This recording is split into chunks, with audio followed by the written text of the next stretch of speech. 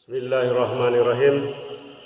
Assalamualaikum warahmatullahi wabarakatuh. Alhamdulillah, alhamdulillahillazi nahmaduhu wa nasta'inuhu wa nastaghfiruh wa na'udzubillahi min sururi anfusina wa min sayyiati a'malina. Man yahdihillahu fala mudhillalah wa may yudlil fala hadiyalah. Asyhadu an la ilaha illallah wahdahu la syarikalah wa asyhadu anna Muhammadan abduhu wa rasuluh. Allahumma shalli wa sallim ala nabiyyina Muhammadin wa ala alihi wa sahbihi wa tabi'in ajmain. Qala Allah ta'ala fi kitabil karim, a'udzu billahi minasyaitonir rajim. Ya ayyuhalladzina amanu taqullaha wa qulu qawlan sadida yuslih lakum a'malakum wa yaghfir lakum dzunubakum wa may yuti'illaha wa rasulahu faqad faza fawzan 'azima. Para jamaah sekalian yang kami hormati, yang kami muliakan, juga saudara-saudara semuanya yang bisa mengikuti secara online pada subuh yang sangat sejuk ini, mari saya mengajak kita semua untuk bersyukur kepada Allah Subhanahu wa taala yang telah menciptakan kita, telah mengajarkan ilmu kepada kita, dan juga telah memberi hidayah petunjuk kepada kita untuk menjalani kehidupan melalui kitabnya Al-Quran sebagai pedoman hidup agar kita bisa selamat di dunia dan di akhirat. Dan Allah Subhanahu wa taala juga sudah mengutus rasulnya untuk menjadi suri teladan Nabi kita Muhammad SAW. Karena itulah kita senantiasa berselawat kepadanya. Pada subuh ini kita menginjak pada kajian seri ke-218 di penghujung bulan Muharram, 29 Muharram 1444 Hijriah, bertepatan dengan 27 Agustus 2022.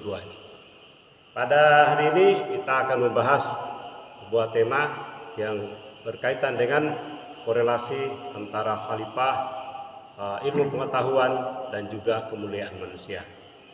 Sesungguhnya di dalam Al-Quran sudah menjelaskan secara detail, secara terperinci, dan itulah fungsi Al-Quran yang senantiasa diulang-ulang, yaitu kata mubin, sesuatu yang sudah sangat jelas.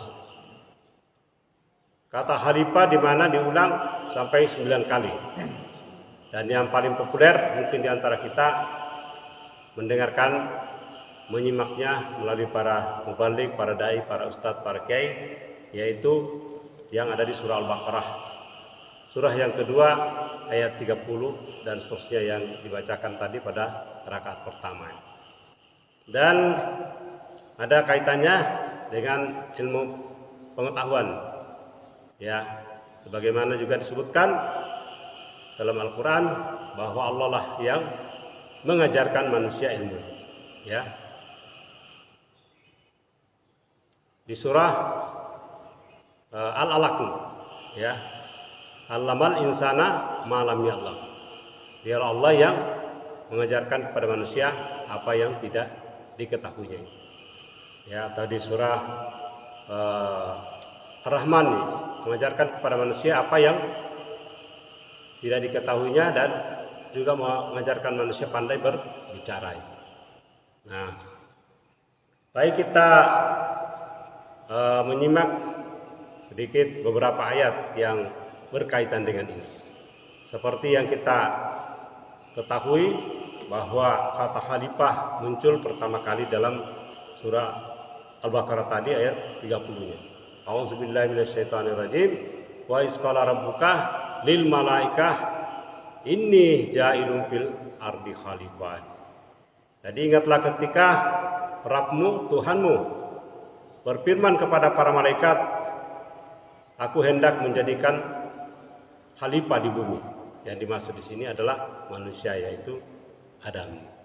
Nah, karena status khalifah inilah yang menjadikan manusia itu lebih istimewa dengan makhluk-makhluk ciptaan lainnya. Jadi karena kata khalifah ini yang di dalam Al-Quran, saya baca di tafsirnya Quraisy Shihab Al-Misbah dan juga di terjemahan Kementerian Agama, kata khalifah itu juga penjelasan dari Ustadz kita Adi Hidayat, kata khalifah itu memiliki makna saling menggantikan, atau pemimpin, ya, pemimpin di bumi, atau penguasa, atau juga pengelola alam ini, ya, dan itu dimandatkan oleh Allah Subhanahu wa taala, atau bisa juga diartikan sebagai perwakilan Allah di bumi. Jadi ini adalah sebuah kehormatan. Kalau seorang duta besar diutus, disebut dengan berkuasa penuh, mendapatkan kepercayaan, kehormatan dari satu negara ke negara lain, dianggap sebagai perwakilan dari negara tersebut, mewakili presiden atau mewakili raja atau mewakili kaisar dan lain sebagainya. Nah, ini untuk kita khalifah di bumi, Allah Subhanahu wa taala memandatkan kepada manusia lewat manusia pertama yang diciptakan, yaitu Adam. Dan karena status khalifah inilah, maka status Adam ini dipertanyakan oleh para malaikat, atau juga terutama iblis atau setan, ya, yang tidak menerima status kekhalifahan. Nah, di ayat-ayat lain disebutkan, ada banyak ini, tapi saya sebutkan 1-2 saja karena ini untuk keperluannya sesuai dengan kajian kita, korelasinya dengan kata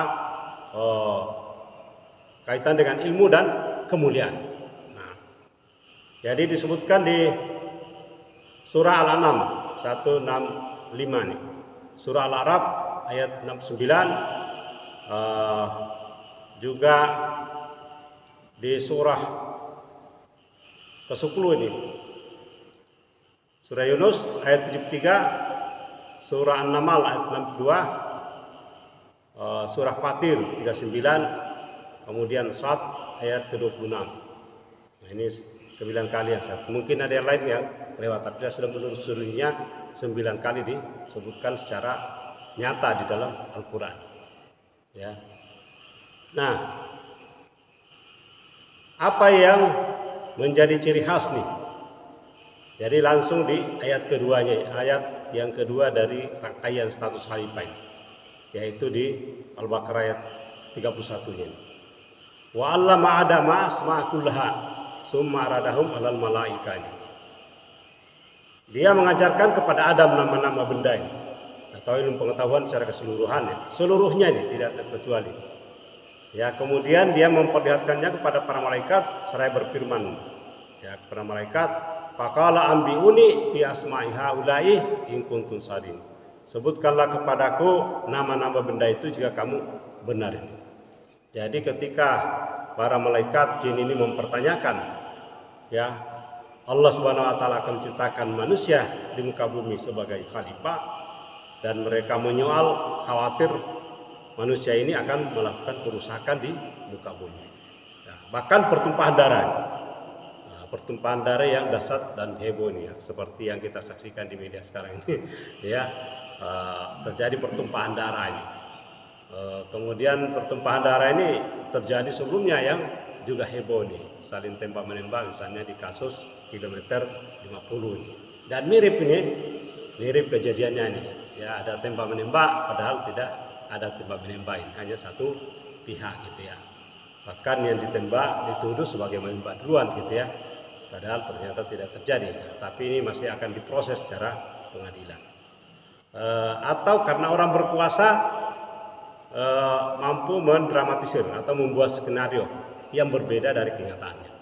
Nah, sesungguhnya peristiwa-peristiwa seperti itu, ya, membuat kerusakan pertumpahan darah, ya, sudah terjadi pada umat-umat sebelumnya. Jadi kalau membuat kerusakan itu termasuk menyebarkan informasi yang tidak benar, hoax di dalam masyarakat. Jadi terjadi kerusakan, ya, karena ada kesimpang-siuran informasi dan menuduh orang lain berbuat yang tidak diperbuat.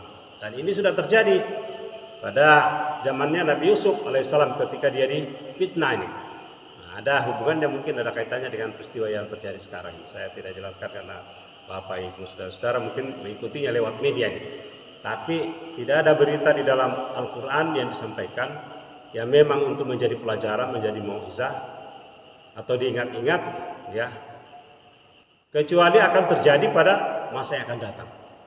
Nah, Nabi Nabi Yusuf difitnah dan dia dituduh melecehkan, bahasa sekarang ini melecehkan gitu ya, istrinya Al-Malik atau raja pada masa itu di Mesir. Dan dia dipenjaranya, padahal ternyata bukan Yusuf yang melakukan, ya, menggoda, bahkan sebaliknya, ya, istri Al-Raja yang menggoda Yusuf. Nah, mudah-mudahan tidak terjadi yang seperti sekarang ini, maksudnya tidak persis sama gitu ya. Nah, jadi Allah Subhanahu Wa Taala mengajarkan kepada Adam nama-nama seluruhnya dan diminta ditanyakan kepada para malaikat jin gitu ya. Mereka menjawab ini, qalu subhanaka la ilma lana illa ma 'allamtana. Maha suci Engkau, tidak ada pengetahuan bagi kami selain yang Engkau ajarkan kepada kami. Nah, ini saya share di mahasiswa bahwa sumber pengetahuan itu yang memberi kita kemampuan untuk mengetahui adalah Allah Subhanahu Wa Taala, karena memberikan pendengaran, penglihatan, hati dan akal gitu ya, rasio, sehingga kita bisa melaksanakan fungsi-fungsi itu, sehingga kita bisa mendapatkan pengetahuan. Jadi tidak ada pengetahuan yang ada dimiliki manusia yang bukan karena Allah penyebabnya semuanya. Baik itu manusia ini sadar atau tidak gitu ya. Karena banyak manusia yang tidak sadar bahwa sumber ilmunya itu dari Allah. Jadi sesungguhnya Engkaulah yang Maha mengetahui lagi Maha bijaksana. Jadi Allah Subhanahu Wa Taala yang paling mengetahui segala sesuatu. Nah, kemudian di ayat berikutnya jelas ya, Adam disuruh menyampaikan. Nah, inilah jadikan tafsir oleh para ulama bahwa ilmu yang kita pelajari harus diajarkan kepada orang lain. Jika dalam Al-Quran di dalam hadis sebutkan kan, khairukum man ta'allamal Quran wa 'allamahu. Yang terbaik di antara kalian adalah yang belajar Al-Quran, mempelajarinya sebagai sumber acuan utama, lalu mengajarkannya. Nah, ini juga yang menjadi dasar bagi kita bahwa Al-Quran inilah sebagai wahyu yang paling standar untuk dijadikan sumber pembelajaran. Dan ini yang tidak terjadi terutama di sekolah-sekolah umum. Karena itulah saya mengambil langkah yang cukup apa istilahnya revolusioner gitu ya. Tidak menyebut kata radikal karena hanya orang enggak segan ya. Jadi menjadikan wahyu sebagai basis dari ilmu-ilmu pengetahuan sosial. Ya, pengetahuan sosial, segala bentuk pengetahuan berkaitan dengan perilaku manusia, sumbernya dari wahyu yang kita sebut dengan ayat qauliyah atau ayat Qur'aniyah. Nah, itulah sepertinya saya sampaikan di masjid kita ini juga mendekatkan pola pembelajaran ilmu tidak hanya yang berkaitan dengan ibadah fikih gitu ya, atau ibadah khas ini, tapi juga berkaitan dengan ibadah am yang secara umum untuk mendekatkannya di masjid. Jadi di masjid kita juga menyampaikan ilmu-ilmu sosial yang berkaitan dengan kehidupan bersama ini, kehidupan manusia, tapi di kampus-kampus juga kita dekatkan ini sumber pengetahuannya, terutama dari Qur'aniyah, ya, ayat-ayat Qur'aniyah atau ayat-ayat qauliyah. Ini yang menjadi misi kita ini, ya, supaya benar nih, karena dengan cara itu kita bisa menempuh pola hidup yang benar, untuk berada di jalan siratal mustaqim. Jangan kamu berpaling dari Al-Quran.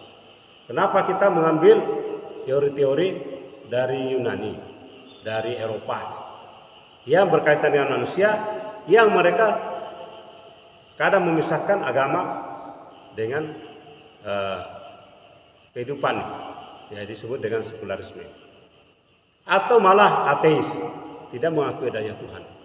Mungkinkah kita bisa mendapatkan petunjuk dari pengetahuan yang kita pelajari dari orang yang tidak percaya adanya Tuhan? Nah, ini sebuah kepatalan, sebuah kemungkaran besar nih, ya, kalau kita tidak merujuk pada ilmu yang berbasisnya pada wahyu. Jadi sangat tidak mungkin kita belajar pada orang yang tidak mengenal Tuhan, tidak mengenal Tuhan, lalu ilmunya kita anggap akan memberi petunjuk pada jalan yang benar. Ini sangat tidak mungkin. Ya, kecuali memang kita tidak percaya ada hari kemudian. Padahal ilmu yang paling bermanfaat khususnya nanti di akhirat. Nah,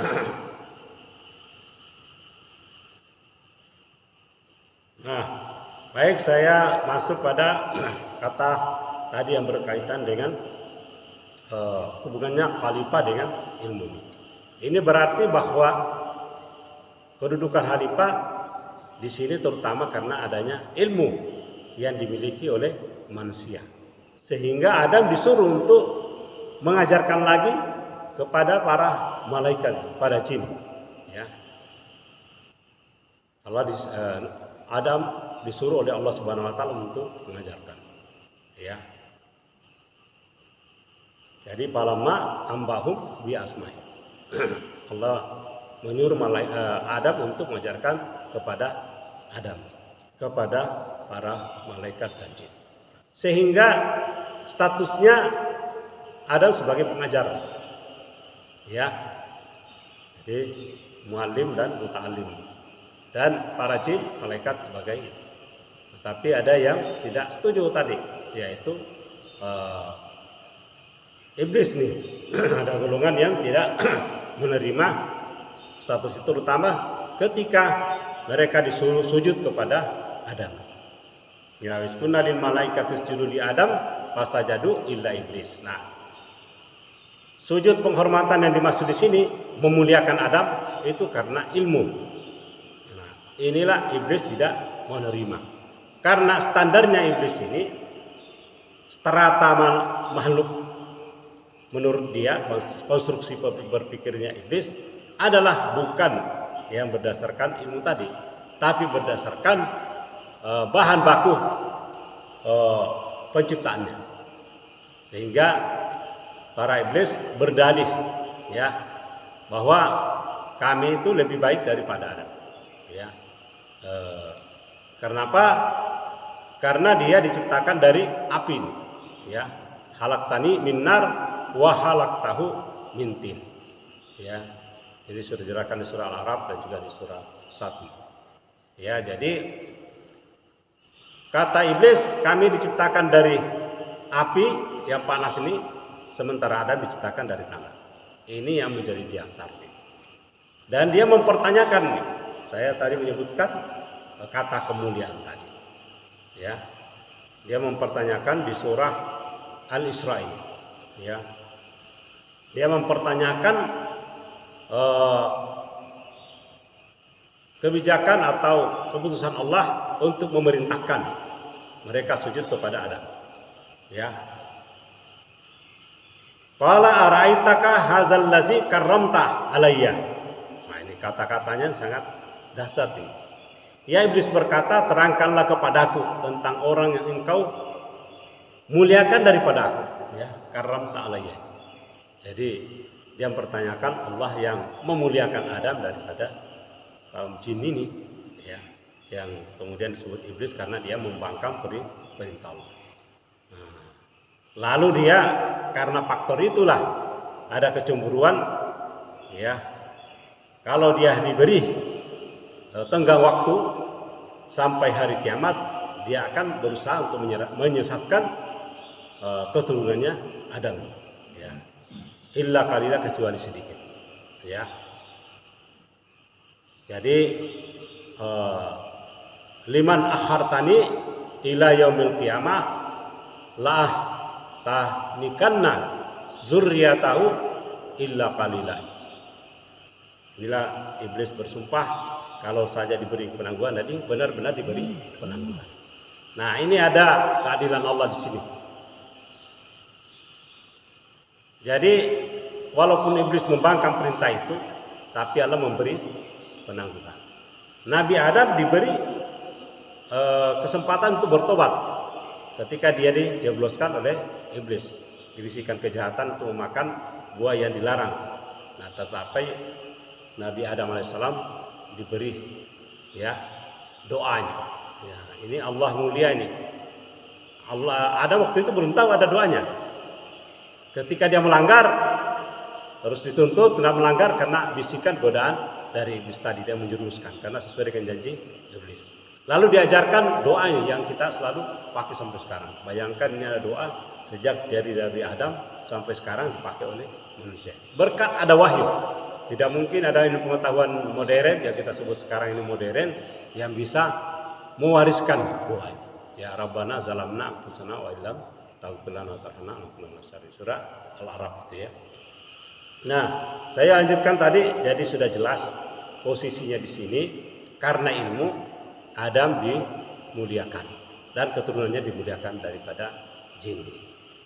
Nah, lalu di surah Al-Isra juga disebutkan di ayat ke-70 menjadi bukti bahwa memang anak keturunan Adam Allah yang memuliakannya. Walaqad karramna bani Adam wa hamalnahum fil barri wal bahr wa razaqna minat thayyibati wa faddalnahum ala katsirin mimman khalaqna tabdila. Walaqad karramna bani Adam, sungguh kami telah memuliakan anak cucu Adam. Jadi ini memang Allah Subhanahu wa taala sudah memuliakan anak cucu Adam. Nah, kita semua ini ada termasuk anak cucu Adam. Nah, tidak ada terkecuali. Ya, tidak ada darah biru, darah hijau, darah lain-lain sebagainya ya. Semuanya anak cucu Adam dimuliakan oleh Allah Subhanahu wa taala. Tidak ada manusia di alam semesta ini yang tidak berasal dari keturunan Nabi Adam alaihissalam bersama dengan Sayyidah Hawa. Kemudian setelah itu berkembang pada generasinya Nabi Nuh, kemudian Nabi Nuh diperintah membuat kapal, diselamatkan ada 80 orang. Dan anak Nabi Nuh ada 4 orang, satu yang pembangkang Kan'an dan yang 3 itu berketurunan, yaitu Sam, Ham dan Yafit. Dari 3 inilah yang kemudian berkembang biak sampai sekarang. Ya, jadi kita ini mulianya kita di sini selain dari anak cucu Adam yang pertama, anak Adam dan Sayyidah sudah dimuliakan oleh Allah Subhanahu wa taala.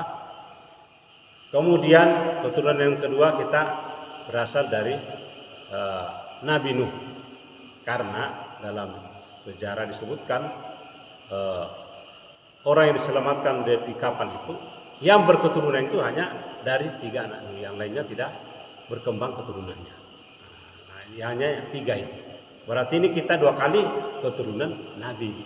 Berarti mulia juga kita ini. Nah, belum lagi yang lain-lain ya, keturunan para dari Nabi Muhammad SAW. Berarti dia 3 kali atau lebih dari itu ya. Dari Nabi Ibrahim, Ishak, Yakub itu kan keturunan Bani Israel itu beberapa kali dia. Dari Yusuf dan Nabi Musa alaihissalam. Jadi beberapa kali dari nenek moyangnya memang para Nabi dan Rasul. Tapi minimal kita ini semua manusia minimal dari 2 ini, Adam dan Nabi Nuh. Jadi Allah Subhanahu wa taala jelas mendeklarasikan bahwa anak cucu Adam itu adalah mulia ini. Ya. Karena dia bisa, salah satu pasti diberikan, dia bisa bergerak di darat, di laut ini. Ya, kalau hewan-hewan lain kan ada yang di laut saja, tidak bisa ke darat. Kecuali buaya darat. Ya. Ada juga yang di darat saja tidak bisa ke laut. Tapi manusia ini bisa menyelam ke lautannya. Naik kapal gitu. Bahkan dia bisa terbang di atas udara ini. Kemudian Allah Subhanahu wa taala menganugerahkan rezeki yang baik-baik. Hanya manusia yang diberi oleh Allah Subhanahu wa taala kemampuan untuk mengolah segala bentuk ya bahan baku untuk jadi makanan dari berbagai macam jenis makanan. Dari sayur-sayuran gitu ya, dari daging-daging yang bisa dimasak, bisa dibakar, bisa disate ya, bisa dikukus, bahkan ada yang bisa dimakan mentah ini kalau buah-buahannya. Ini adalah karunia yang diberikan kepada manusia, diberi kelebihan. Dan juga ditegaskan bahwa kami lebihkan mereka di atas banyak makhluk yang kami ciptakan. Fafaddalnahum ala katsirin mimman khalaqna tabdila. Jadi ini Allah Subhanahu wa taala sudah menlebihkan manusia di atas semua makhluk yang diciptakan. Itulah tadi kita kembali kepada status sebagai khalifah. Nah, inilah yang saya ingin ungkap tadi berkaitan dengan korelasi hubungan antara konsep yang berkaitan dengan status sebagai khalifah, kemudian ilmu pengetahuan, dan kemudian ya yarfa'ullahu allazina amanu minkum wallazina utul ilma darajat. Jadi Allah mengangkat derajat manusia karena iman dan ilmu beberapa derajat. Jadi di antara manusia sendiri juga ada yang ditingkatkan derajatnya karena ilmu. Saya katakan di sini karena ilmu, bukan karena gelar. ya tolong dicangkan Bapak-bapak, Ibu-ibu, saudara-saudara semua yang kami dengarkan, baik yang lain maupun nanti cara lainnya. Yang ditekankan di sini adalah punya ilmu, ya segala bentuk ilmu pengetahuan, bukan gelar. Kenapa saya tekankan bukan gelar? Karena banyak sekarang ini orang memburu gelar, bahkan bisa dibeli gelar itu. Bahkan banyak orang yang berderet gelarnya, namanya sendiri, gelarnya sendiri sudah lebih panjang daripada namanya gitu ya. Dari depannya gitu ya, bahkan ada sebutan-sebutan yang lain-lain lagi ya. Mungkin kata pada Profesor Dr. Honoris Causa, Profesor Kehormatan. Nah, kemudian di belakangnya ada lagi gelar-gelar macam-macam, ada mungkin sarjana ini, sarjana itu gitu ya. Nggak usah disebut, tapi banyak gitu ya. Baik sarjana sosial, sarjana pengetahuan alam, sarjana hukum, sarjana ekonomi, dan seterusnya dan seterusnya. Banyak sekali. Bukan itu ya. Apalagi kalau tidak diamalkan, itu malah jadi beban nanti di akhirat. Bukan itu yang dicari, bukan gelar. Karena banyak sekarang saya sering meningkatkan pada mahasiswa, jangan kita mencari ilmu hanya untuk jangka dekat, mencari gelar. Apalagi hanya mencari nilai IP yang tinggi gitu ya. Tapi terutama kita mencari ilmu atau menjadikan ilmu yang ada pada diri kita itu, pertama bisa meningkatkan derajat kita di sisi Allah. Yang kedua bisa menyelamatkan, otomatis bisa menyelamatkan nanti di akhirat. Artinya ilmu yang kita miliki ini kalau kita amalkan bisa meningkatkan derajat kita di sisi Allah dan menyelamatkan kita dalam kehidupan di dunia maupun kehidupan akhirat. Itulah ilmu yang benarnya kita cari. Demikianlah mungkin yang kami sampaikan pada hari ini kepada para jamaah. Ucapkan banyak terima kasih yang bisa hadir, dan adik-adik semua yang nanti juga menonton, mungkin ada yang lain nanti ada siaran ulangnya di YouTube juga. Semoga ini bisa disimak untuk menjadi perhatian kita, karena kita sekarang sudah memasuki awal tahun dan sudah mulai banyak yang belajar secara offline. Semoga mari kita meluruskan niat untuk mencari ini, bukan hanya sekedar mencari jasa, mencari pekerjaan, tapi untuk menyangkut keselamatan kita di dunia dan di akhirat. Sebaik-baik ilmu adalah yang bisa menunjukkan kepada jalan yang lurus dan meningkatkan derajat kita di sisi Allah Subhanahu wa taala. Billahi fisabilil haq. Mari kita tutup dengan doa kafaratul majlis. Subhanakallahumma wa bihamdika asyhadu an la ilaha illa anta astaghfiruka wa atubu ilaik. Assalamualaikum warahmatullahi wabarakatuh.